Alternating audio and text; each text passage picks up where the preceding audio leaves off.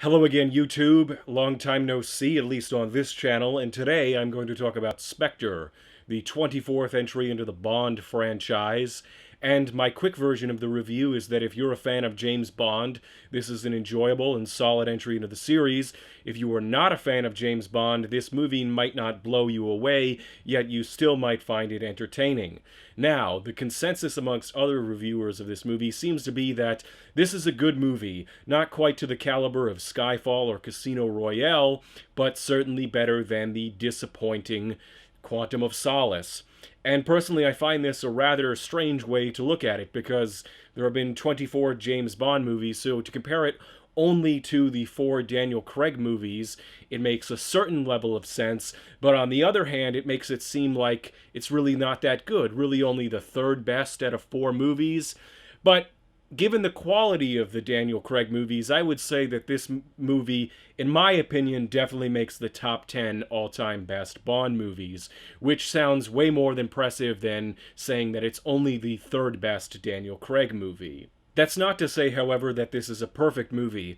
I did think that it had some pacing issues and structural issues, not in a way that it was riddled with plot holes that make you want to bang your head against the wall, like certain other movies that I've seen in the last few years, but in the sense that the way that the movie was structured, the antagonist and their agenda is held off as a mystery. So you have to sort of invest yourself in the journey to discover about Spectre and about the man behind Spectre and all of the connections to previous Bond movies.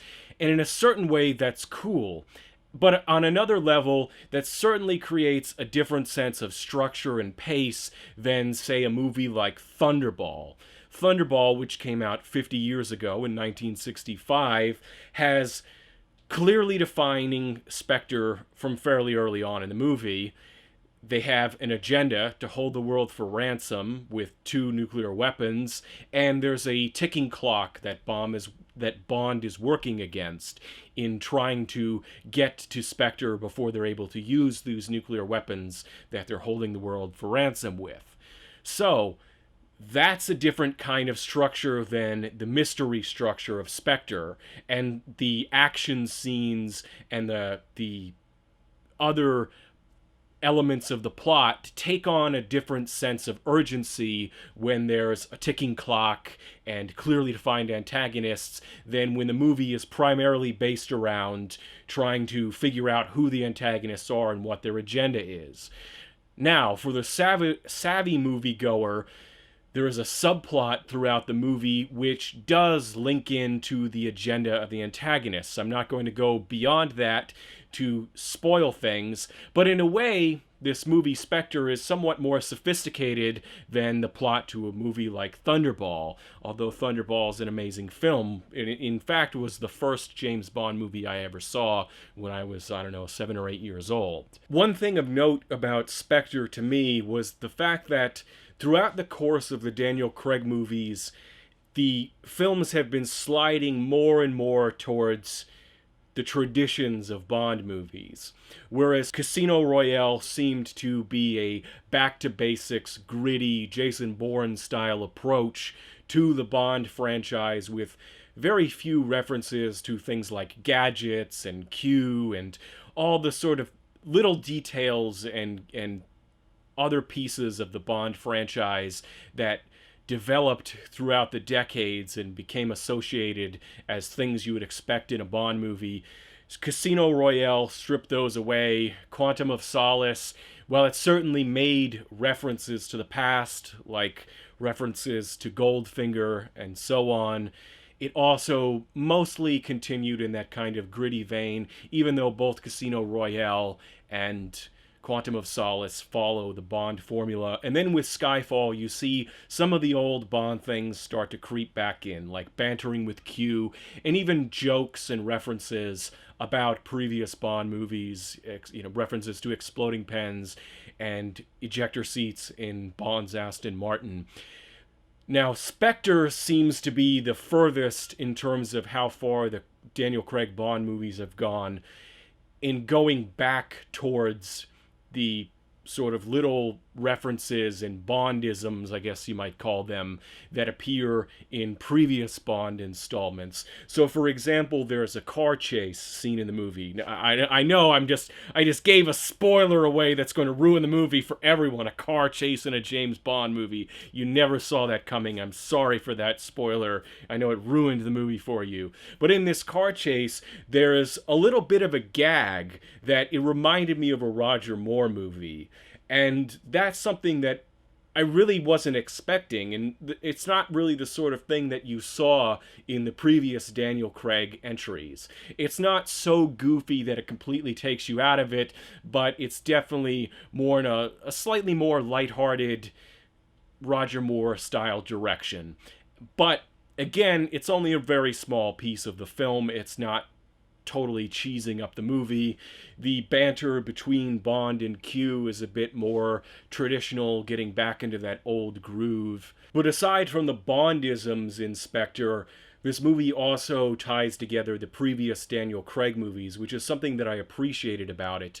And yet at the same time, I also almost felt like, have you ever watched a television show and it comes to the season finale, then you have to wait a year for the next installment, and then you go in and you see the first episode of the new season of that show, and you haven't watched the show in many, many months, and you feel slightly disconnected, and you almost wish that you had just watched them all end to end in a marathon type situation. I had a bit of that going into Spectre. It, in a way, is a standalone movie. You don't necessarily have to see the previous Daniel Craig James Bond movies to get what's going on, to enjoy the movie. And yet there is a continuity between the movies. There's a story arc. And I think that's great.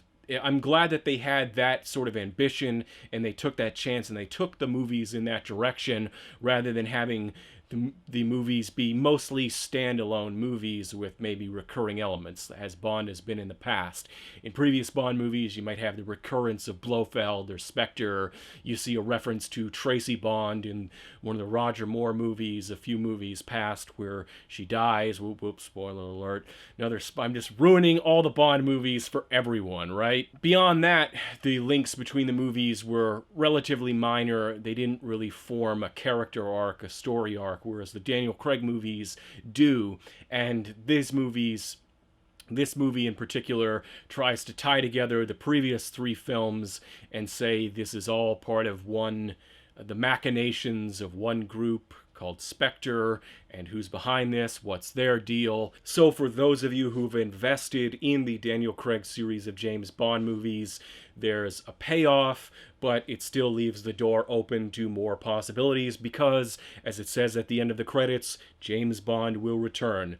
But will Daniel Craig return? That is an open question, and I definitely feel as if the way this movie was executed and the way that it ends gives you a feeling that if Daniel Craig doesn't return as James Bond, that this was a good send-off for him. So I felt, as the movie ended, a kind of, bittersweet feeling of, hey, this might be the end of Daniel Craig, and I have to remind myself that it's not the end of the Bond franchise. I had to wait and see at the end of the credits, James Bond will return, remind myself that in spite of the note that the movie left off on, that this is not the end of James Bond.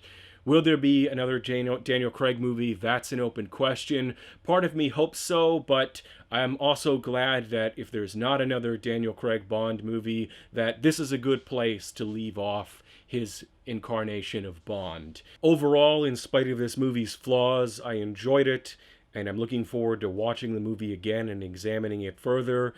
If you've already seen it, let me know what you thought of it in the comments section. If you haven't seen it, perhaps go check it out, and have a nice whatever time it is wherever you are.